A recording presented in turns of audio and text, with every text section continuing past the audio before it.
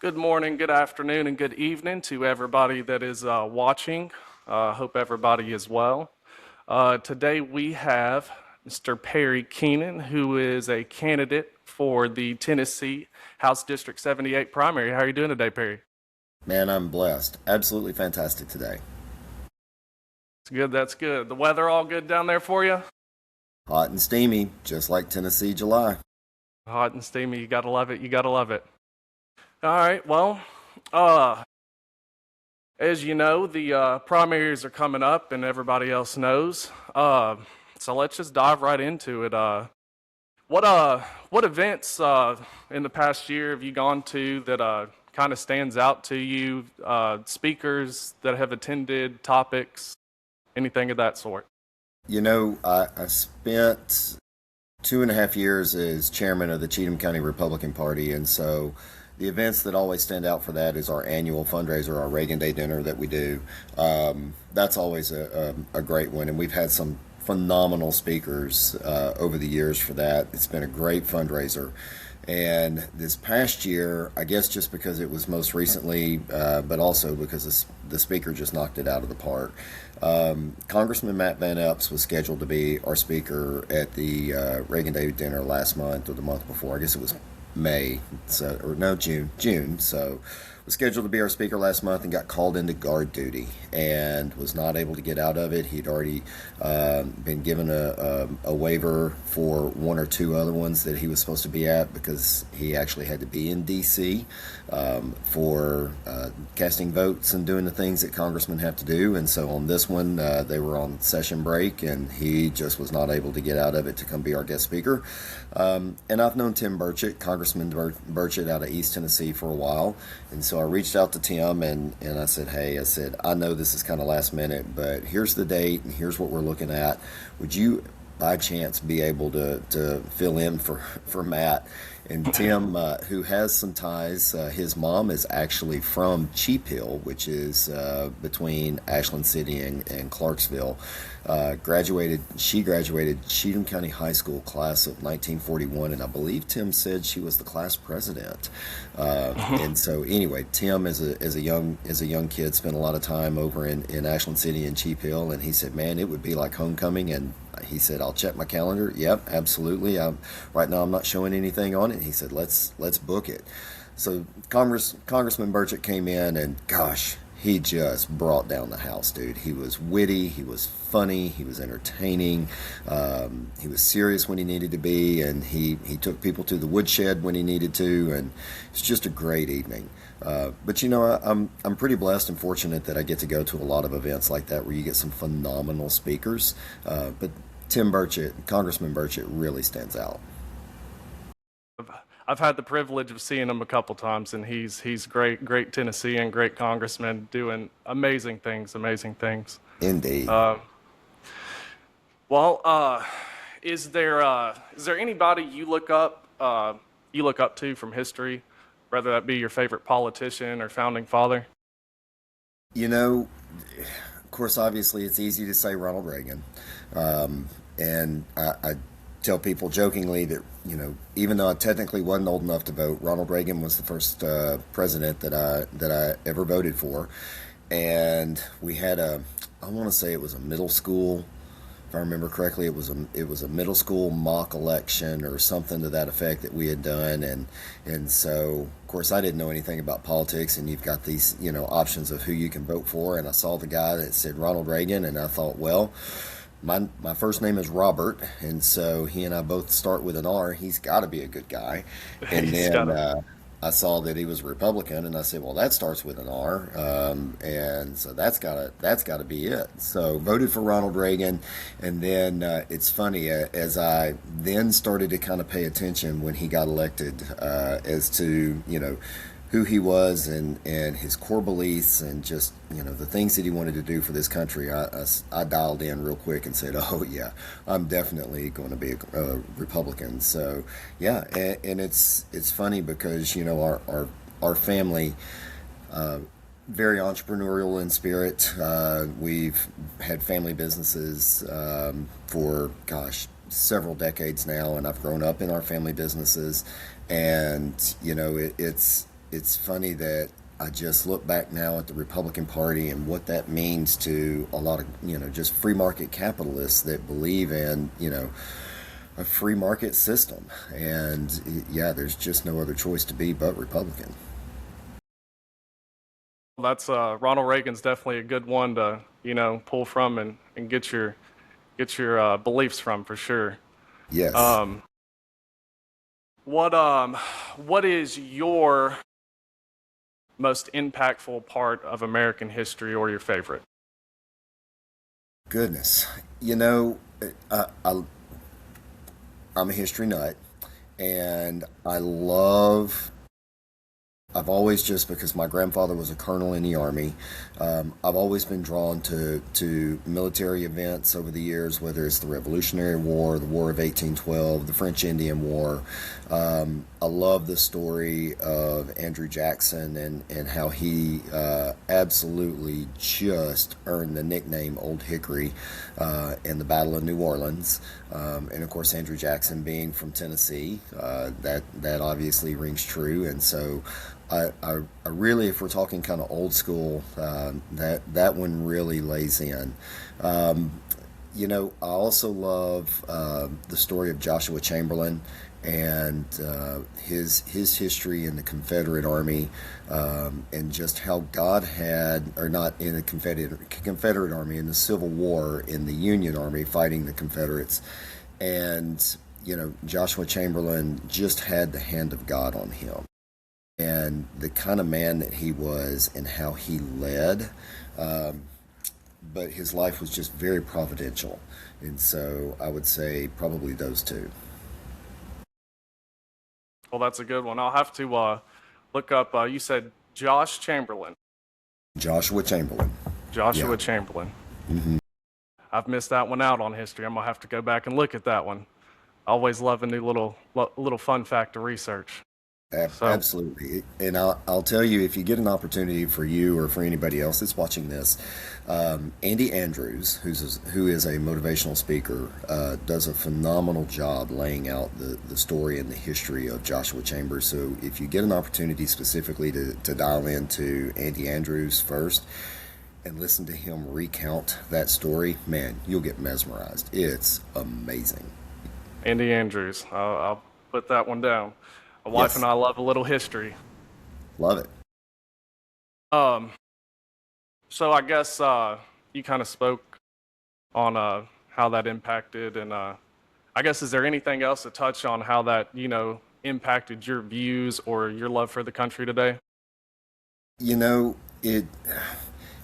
Of course, obviously, being a good old fashioned Southerner, we kind of bristle a little bit that we lost that war, but it was the right call. It just was.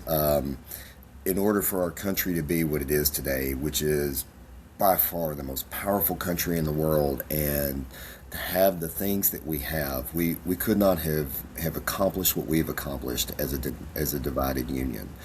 And so, as much as I bristle that we lost, at the end of the day, God knew what He was doing, and we are better for it. I believe in that. I think famous quote from Thomas Jefferson's inaugural speech was that Federalists and Republicans, we're all the same, and we need unity, Yes, to run this country together. So yes, we that's do. definitely a good one. Um, what made you want to start a political career? I lost a bet. No, truthfully, I've always enjoyed politics, but it was never really on my radar. Going to college and being a young adult, it was just never something that I ever said, "Gosh, when I grow up, I want to be a politician." And then in 2003, in the town of Pleasant View, which is where our family business is, and where our home, where I built a house in Pleasant View, my wife and I, we had a situation with our current mayor at that time, who was really kind of ramrodding some legislation down people's throats, and there was a big uproar, and the town was really divided. and the policies that he was wanting to put in force, and just the way he was going about it was just not healthy. And so I talked to another businessman there locally in the town of Pleasant View, and we were talking, about all of the things that were going on. And I said, I think I'm going to run for mayor. And he said, well, I was thinking I might run for mayor as well. And I said, well, I'll tell you what, then you run for mayor, I'll run for city council. And we did. And we both got elected and started enacting change immediately. And it was really encouraging to see how in your local town, on such a small level as city council, you could start affecting change as quickly as you could. Everyone will generally say the most important political position in the United States, obviously, is president. But the one that touches you the most on a local level are your mayors and city councilmen and your county commissioners. Those are the ones that you see, in the grocery store. They're the ones that you see at restaurants. You go to church with these people, and having cut my teeth there, really just lit a fire in me. And then from 2004 to 2008, I served as city council, and then 3 of those years I served as vice mayor for the town of Pleasant View, Tennessee. And then my wife and I were heavily involved in real estate at the time. And in '07, '08, the real estate market crashed. It was awful.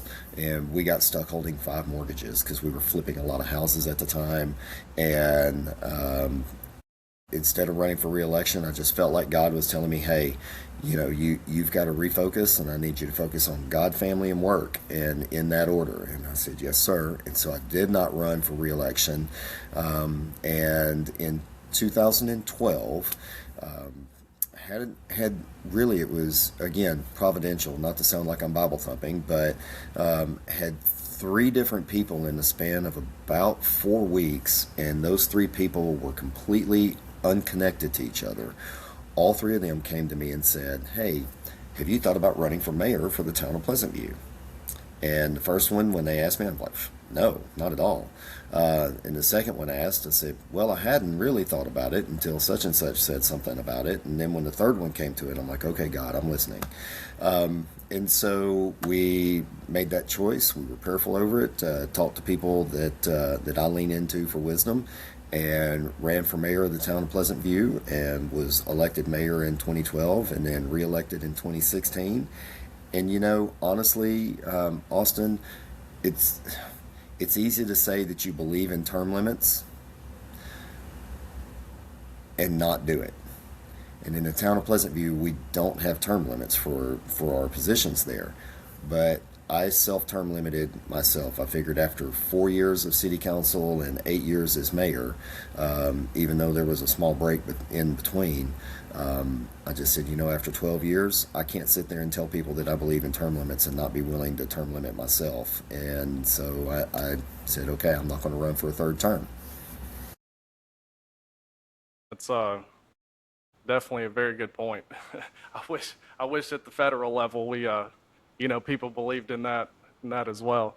Well, it's kind of like the old saying where the politician goes back home and he tells the crowd in the town hall. He says, I'm running for re-election because I believe in term limits, and if you'll elect me, you continue to elect me, I'll continue to fight for term limits. Well, after 30 years, you Kind of defeats the point, right? kind of defeats the point there, bud. So, I definitely believe in term limits. Well, it seems like you've had a lot of experience, and especially on the local level and with the community in general, Yes. which is always lovely to see, especially from an elected official. Thank Uh, you. what qualities do you think are important for an elected official to have? The thing that we're missing, I feel like, a lot right now is empathy. Empathy for differences of opinion, empathy for people that just have a different view. As a Republican, there's there's things that I don't have a whole lot of empathy for, like, people that just firmly believe that, boys belong in girls' bathrooms and those, like, no, I have no, I just can't. I have no empathy for that. People that want to take away your Second Amendment rights, I have no empathy for that either. So there's things like that that you just have to draw the line, and you can listen to someone else's point of view, but you're not going to change my mind. I don't ever want to see a boy in a girl's bathroom. I don't want to see boys playing in girls' sports. That it's just not okay. But being an elected official and truly being a good leader means that you're going to have an empathetic ear when people come to you and they have a problem, and you don't first fact check them and say, well, did you vote for me, or are you a Republican or a Democrat? Before I decide how I'm going to help you, or how much time I'm going to give you, I need to know what's your political stance. And so true good leadership comes from people that can be empathetic, that can lean in to people that are smarter than them for wisdom and discernment. I think that those are some of the qualities that we're missing right now from a lot of elected officials. You get people that will they'll plant their flag and they'll have a hardline stance on whichever political ideology it is that they're wanting to run with, and then they're just not willing to at least listen to anyone else that has a difference of opinion, or listen to the other side of the conversation. During my time as mayor, I had to learn very quickly that there were a lot of people, even within our own party, and being mayor was a nonpartisan position, but even within our own party, locally in the town of Pleasant View, that you get 10 of them in the room, you're going to get 11 different opinions, and you just learn to be a good listener. That's good. That's good. Definitely. Always have to come to the the middle ground and make things work, because that's what's best for everybody. Sure. Um, what There's a time, I was gonna say, and there's a time and a place to, like I said, to truly draw the hard line, to dig in your heels. But that still doesn't mean that you can't at least listen. Going back to Congressman Burchett's, he and I were talking. I actually was in Washington D.C. for Matt Van Epps' swearing-in ceremony. I got invited by Matt and his team to come with them for that. That was a whirlwind trip. Gosh, it's pretty incredible. But in talking with Congressman Burchett on that trip, he said, Perry, he said, what we're missing now is what we used to have, where Republicans and Democrats could fight like hell on the House floor, and then that night we could go to dinner and get a steak and a bourbon and check in on each other's family. Hey, how's your mom doing? Oh, I heard your dad had a fall. Is he okay? Tell me about your aunt. Last time we had dinner, you said she had cancer. You could have those levels of civility and do those things after you're done fighting for policy and ideology. Then you could go and come together and break bread. And we're missing a lot of that now. I agree with that, and hopefully the Southern hospitality rubs off on a lot. For Hey, sure. man. Um, what just for some of the viewers and others that'll see this down the road that might not know you or have kept up with you and are starting to get involved and starting to be aware, of the things around them. What qualities do you have or already demonstrated to your members or colleagues in the community? You know, uh, Part of that is just being a good listener, being empathetic when needed.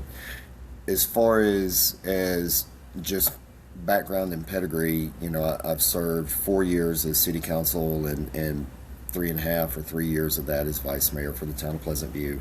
Served 8 years as mayor for the town of Pleasant View. I've served on the Cheatham County Planning Commission. I've served on the Pleasant View Planning Commission. I've served on the Parks and Rec Board. My wife used to be the director of the Chamber of Commerce. I was a board member for that. You know, it's one of those where in this district, you really roll up your sleeves and dial in. And I really and truly enjoy that aspect of what we do. And I would say, as far as just being a good leader or the other qualities, it's having that well rounded knowledge of a lot of different aspects of small and local, so that when you get to a state level and you've got those other mayors, city council members, county commissioners, people on parks and rec boards, or economic community development and those types of things, when those people reach up to you on a state level and they say, hey, we've got this project and we need help, or hey, we've got this issue and we need help, you've been there. Like, you've been, I've been there in the trenches with those people. I've been that person. I've been to those meetings where the residents come out with torches and pitchforks and they're ready to just burn everything down. So I get it.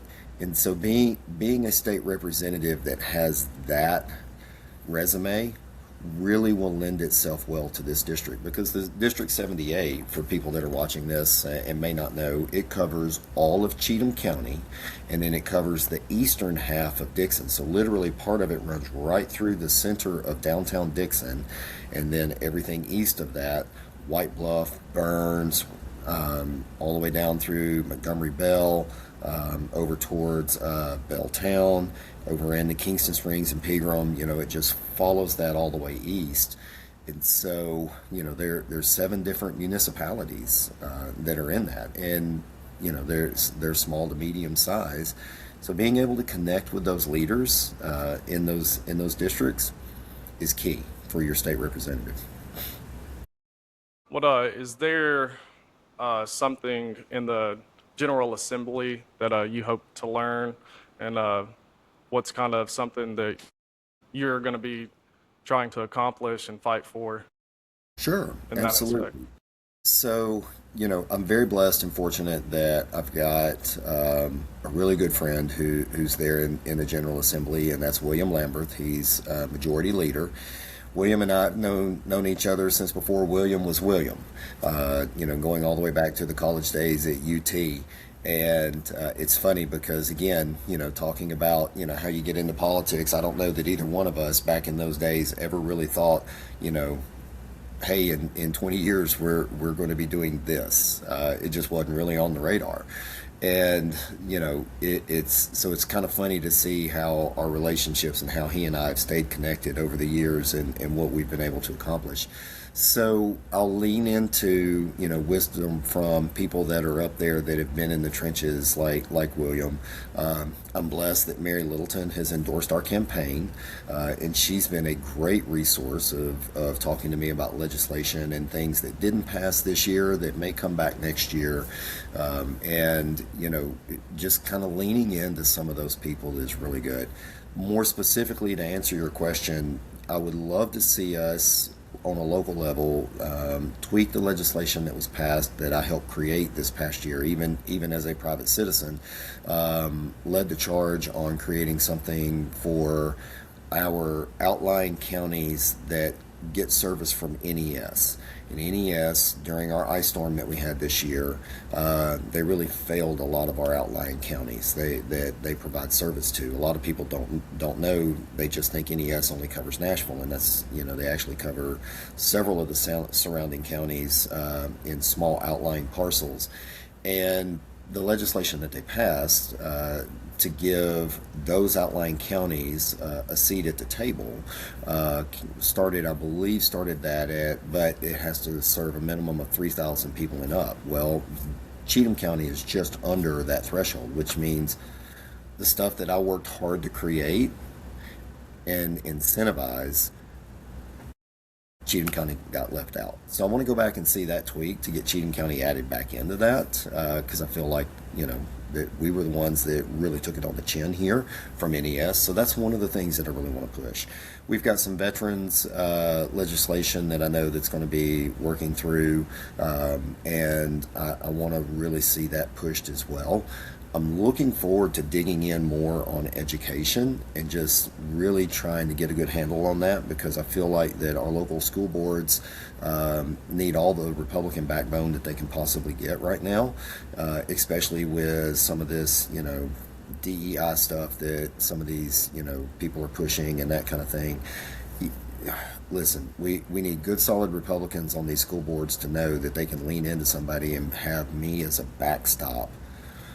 If they feel like their backs are against the wall and you've got some opposing attorney on the other side that's really pushing for some of this nonsense, they need to know that they can lean back into me and know that their state representative is going to have their back. So those are some of the things that I'm really looking forward to working through. One of those also is just carrying on some of the initiatives that our current state rep, Mary Littleton, who's retiring, some of the initiatives that she's worked through with protecting kids, protecting moms and women that have been in domestic situations. Those are the ones that oftentimes get forgotten. They get left out. They feel defenseless, and so I've made a commitment to be able to push that as well. Yeah, that's so I feel like it's a repetitive thing in history. It kind of get a generation that was good, and then somehow the kids are indoctrinated, or that Yes. evil force, or opposing force. So they go for the kids, and Yes, it's sad. It's sad, and it really is. I'm glad we have good Christians like yourself, and I know a lot of others in General Assembly that are fighting the right fight. Yes. So. What I guess going back to your GOP years, what Yes. do you think there's anything that you accomplished that kind of prepared you for this seat in the General Assembly? Really good question. So, back when I had a lot less gray hair, I used to be the Middle Tennessee director for the Young Republicans, for the YRs, for the state of Tennessee. I was the chairman of the Cheatham County YRs. We were a fast growing club. At one point, we were the second largest club in the entire state of Tennessee as far as membership roster. And us, and ironically enough, Shelby County, and the two of us were probably the most active YR clubs. Williamson County was right there with us, so the three of us would always get called on from local officials when they needed volunteer help, if they needed campaign help, they needed just people to show out in force that were young and energized. So those are some things that I absolutely, I love those memories of my time with the YRs, and I would say is my time for the chairman of the Cheatham County Republican Party, working to expand our membership, working to put in some better initiatives, but probably honestly the thing that stands out for me on that is our fundraising ability. When I took over from the past chairman, and it was a very colorful situation where a lot of people felt like the previous chairman had completely decimated the party, and there were a lot of folks that had left. They were disenfranchised because if they didn't toe the line exactly the way that he wanted, then he just was not a great leader. And so anyways, several of those members had come to me and said, hey, would you consider running for chairman? And this was in March of 2023. And so I did, got elected chairman in April of 2023. And when I took over, I think we had about $5,000 or $6,000 in the bank. When I left, we had over $30,000 in the bank. And with our most recent fundraiser that we had, the one where I was able to bring in Congressman Burchett, I think we ended up with a little over a total of $40,000 in the bank after that. And so I'm really proud of the fact that we've been able to, during my time as chairman, we really were able to expand our footprint, be more active in the community, and just raise a ton of money for the local party. That's good. It definitely it always takes a team, and as long as you've got good people around you and a good leadership, the sky's the limit. Absolutely. Amen. The sky's the limit. So what is as far as you winning this election, Mm-hmm. how does your impact specifically affect your constituents of Cheatham and Dixon and the local communities? Is there anything you can touch on that? Expand on your question a little. I guess, with legislation that you'll have the opportunity to vote on, in the General Assembly. Is there, and even with the issues that you're spearheading, how does that directly affect, your constituents to kind of give them an idea of like, hey, we're gonna go out and vote for Perry. It's gonna help us, help our pockets, keep our community, what our community is, and all of that. So, the biggest impact that we're hoping to have on that is probably going to be through infrastructure. We've got some infrastructure projects in the district that have really just been put off, and they keep kicking the can down the road. For example, improvements on Highway 49 from Pleasant View down to Ashland City. I know that some people have talked to me about improvements on Highway 48 over in Dixon County, or what's the feasibility of getting what's the feasibility of getting 840, that project started again, so at least it will come over to Highway 96 or eventually over to Highway 70 to alleviate some of the traffic and congestion problems that we've got going through the middle of downtown Dixon, and just make it easier for people to commute, especially knowing that this district is so commuter centric for people that work in either Clarksville or Nashville. Having good, safe roads to travel on to get back and forth to work, but having also roads that have been improved that can handle the volume, that can handle the traffic, and can get you home 10 or 15 minutes quicker, get you to work 10 or 15 minutes quicker.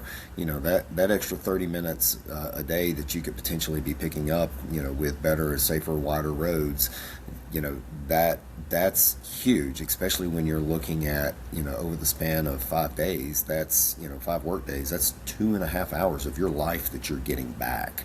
Not to mention the fact that it might make the commute a little easier, and you're not as stressed when you get to work or when you get to home. So, it's little things like that that you can have an immediate impact, or you hope to have an immediate impact.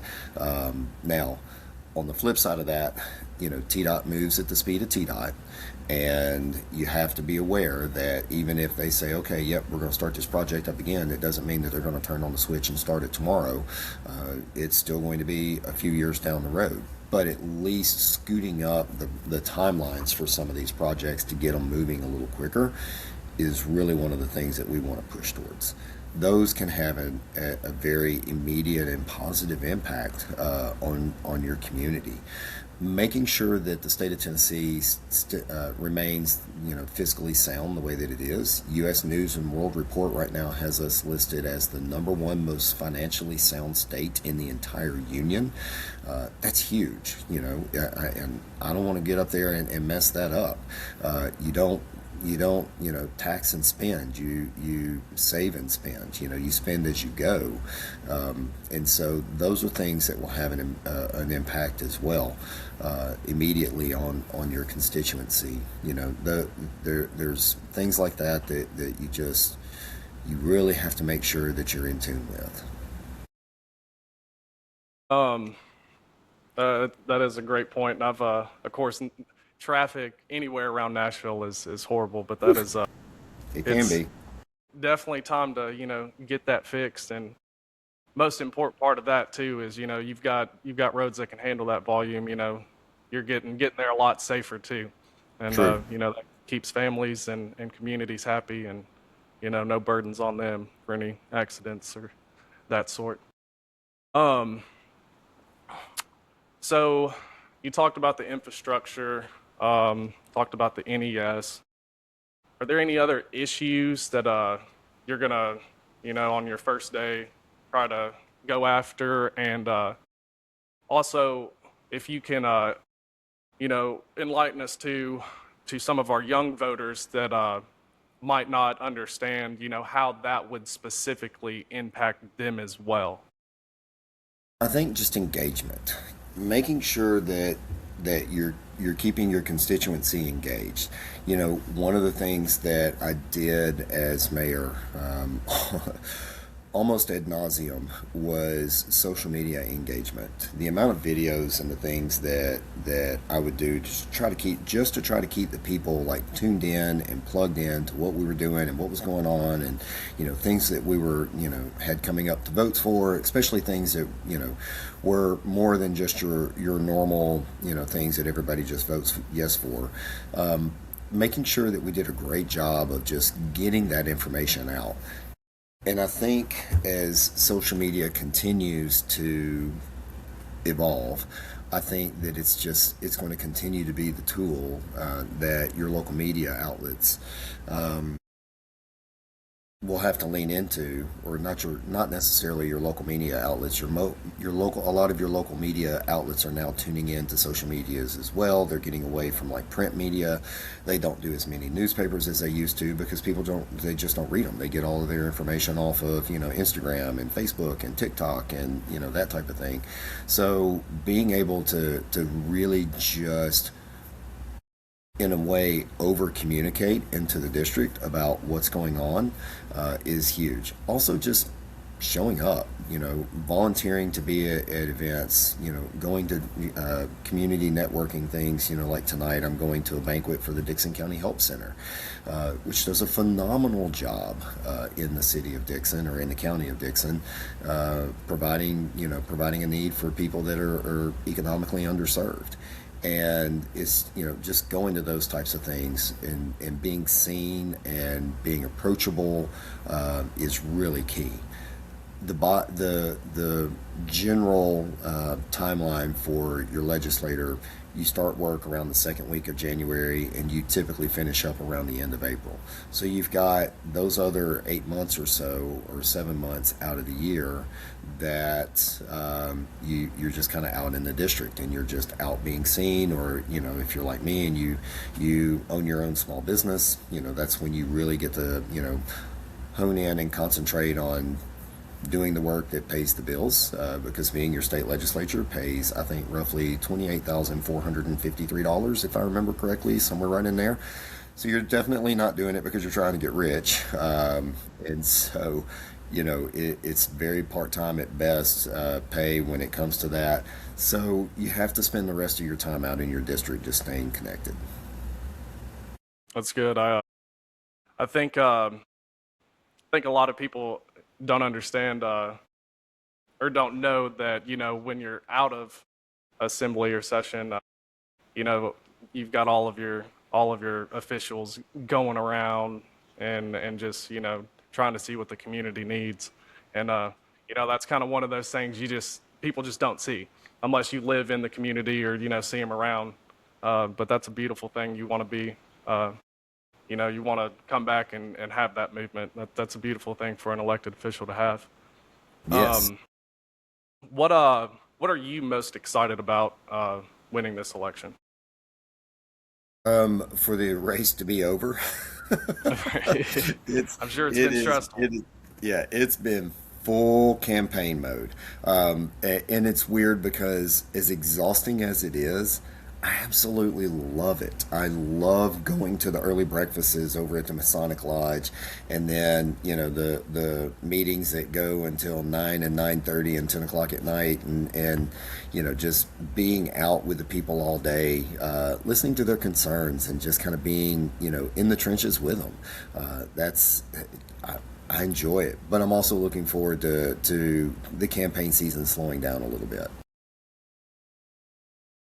Sure, everybody will be. That's a Amen. rough time. It's almost as bad as I don't know. It might be worse than actual session. It's longer than the session is. That's for sure.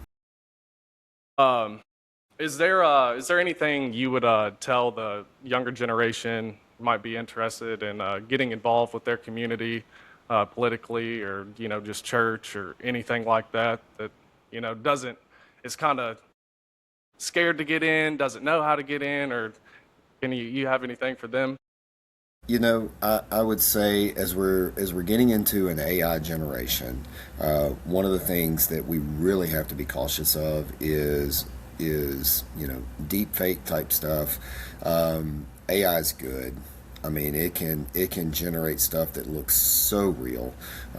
Case in point, I had a constituent tell me the other day that there's no way that they could ever support any Republican that supported Donald Trump because Donald Trump, has done all of these atrocious things, and he hides kids in basements, and like all of this just crazy stuff. And at first it was so outlandish.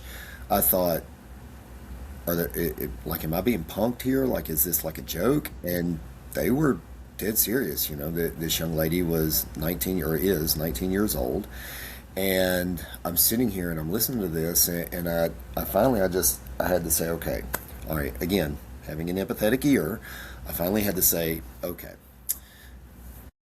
does the media generally like Donald Trump? No, they hate Donald Trump. And I said, okay. And I said, so knowing how bad they hate Donald Trump, do you think for 1 second that if any of this stuff was even the slightest bit of remotely true, that they wouldn't already be reporting this on ABC, NBC, and CBS, the nightly news at 6?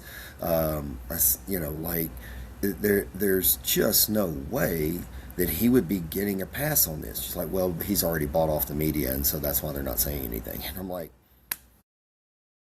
but they because they've been watching deep fake stuff, they were just absolutely convinced that all of this stuff is true. And it's not just on a presidential level. It is going to filter down to your state level, and then even your local stuff, where people, videos can be generated showing, your local county mayors or your local city mayors doing things that, make you raise an eyebrow. And it's just deep fake stuff, but it's really hard to tell. So, I know as AI is getting more and more clever, that the younger generation especially is really going to have to become very astute at being able to have discernment between what's real and what's not, what's being pushed as narrative to hit a particular agenda versus what is actually truthful and factual. So those are some things that they need to be aware of, and things that this younger generation especially is really going to have to fight, because it's not going away. It's for that 19-year-old young lady that she and I had that conversation, like what is AI going to look like when she's in her 40s? Who knows? Yeah. I may be dead and gone by then, but who knows what it's going to look like in her 40s. And then, of course, obviously, you touched on it a little bit. Staying firmly rooted in your faith. Going to church, having that personal relationship with Jesus.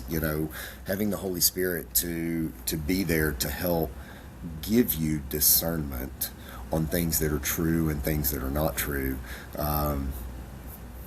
That's not a bad person to lean into.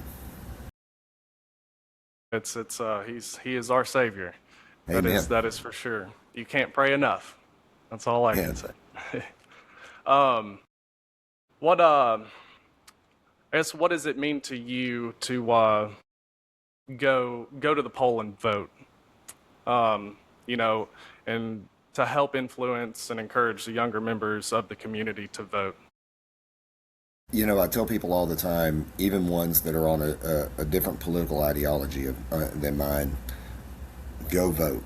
People have died to give us the right and the freedom to be able to go and to vote and to do that without fear of persecution or oppression, or retributions.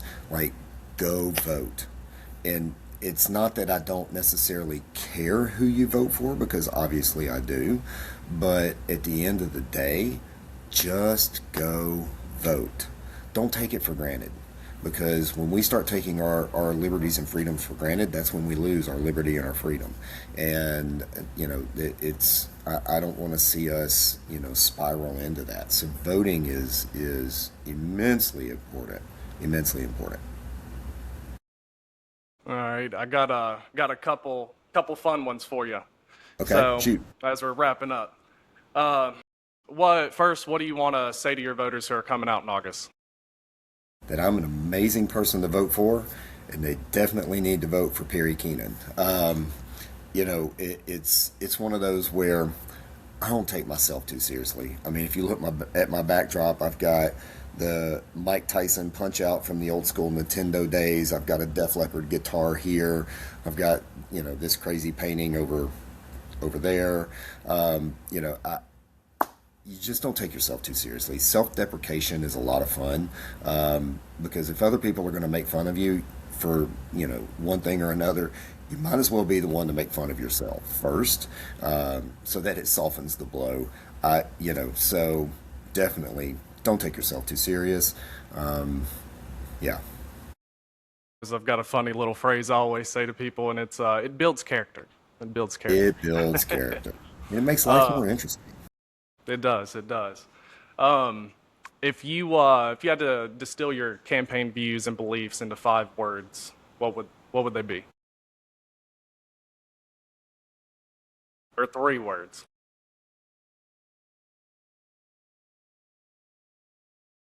I'm going to steal a phrase from 24 Church, and we're going to go with 6 words: love God, love people, live gospel. I love that.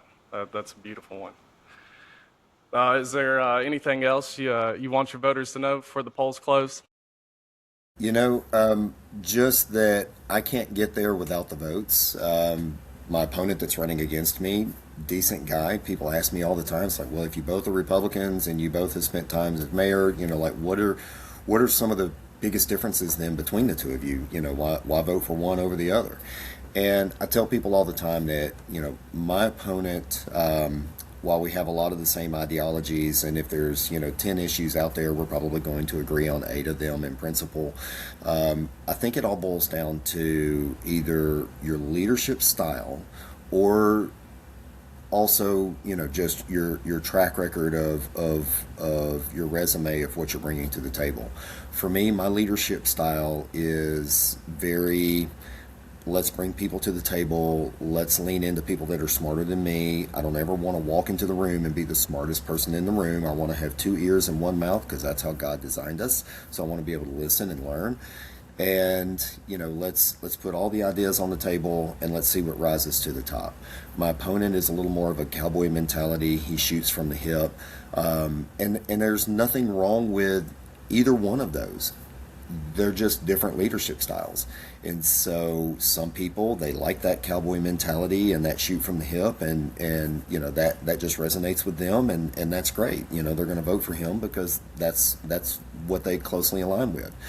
Others are going to look at that and say, I don't have a problem with that, but I kind of like the way that Perry has led in the past, and he's always done exactly what he said he was going to do, and he's kept true on his campaign promises, and so I'm gonna vote for Perry. At the end of the day, I just want you to go vote. Whichever way, whoever, just go vote. The other thing I would say, the biggest differentiator between me and my opponent is, again, just my resume within the community. My time is 12 years working with the town of Pleasant View, Parks and Rec boards, county planning commissions, local planning commission for the town of Pleasant View. Those are all things that are really going to serve this district specifically, because it has 7 small cities. It's going to serve this district really well. So I'm old school. I've been out door knocking on the doors, shaking people's hands, looking them in the eyes, smiling, asking for their vote. And so for people that are watching this all the way to the end, I'm going to look in the eye, I'm going to virtually shake your hand, and I'm going to say, I need your vote. I can't get there. I'd be honored and blessed to have it, but I can't get there without you. Well, and I'm sure for those of you that know Perry, you'll eventually see him. He's always around doing something in the community. Always. At least on Facebook, because good Lord, I'm getting to the point where I'm tired of seeing me on Facebook. My mom loves it, but I'm getting tired of seeing me on Facebook. Hey, that's a good tired to have, Good tired Yes. to have. Well, I guess what is go ahead and let everybody know the dates for early voting and the primary day for voting. Yeah. So early voting starts July 17th. So depending on when you're watching this, it's either going on right now or it's getting ready to start. And you can go to the Dixon County Election Commission or you can go to the Cheatham County Election Commission. Just Google both of those. Their websites will pop up and they've got all the information on there about where you can vote and when. Cheatham County has 3 spots that you can vote at between July 17th and the end of July, and that is Pleasant View City Hall, and they're doing that one for about 5 days, and then you've got the main location, which is next to Tractor Supply and Food Line in Ashland City, and then they've got a location on the south side, which is Pegram, Tennessee, at their city hall. And over in Dixon County, you've got the main headquarters over in Charlotte, or you can vote at the Dixon County Library, which is right next to Cross Point Church and the YMCA. Can't hardly miss it. It's one of the biggest buildings in town, so it's there. And so, those dates and times, again, are running from July 17 all the way through to the end of July. And then our primary day is August 6th, and that one's going to be wide open. I believe the polls are open in all voting locations from 7 to 7. On that, we'll know that night by 8 or 8:30 which one of the 2 candidates is going to win this Republican primary for state representative. I pray and ask again for your vote that it's me. It's going to be a good next 3 weeks to kind of see all of this, all the hard work and everything that we've done to bring it all to a close and see how that goes. And then, of course, obviously, if I win the primary, then you go on to the general ballot in November, and you'll be on with the governor and those types of Congress, governor, and that type of stuff in November. It's it's the big year for everybody.